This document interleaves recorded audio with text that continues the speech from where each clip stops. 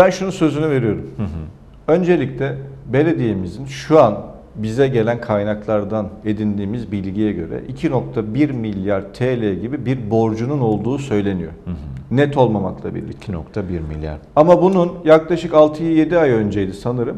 İzmir Büyükşehir Plan Bütçe Komisyonu'nda onaylanmış 1 milyar 360 milyon liralık bir borçla, rekor bir borçla tescili var.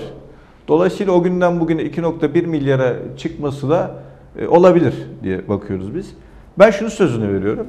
2,1 milyar TL borcu ben 2 senede belediye başkanı olmam durumunda 2 sene içinde tamamını ödeyeceğim. Kapatacağım bu borcu. Nasıl mı kapatacağım? Bunun da hemen altını dolduruyorum.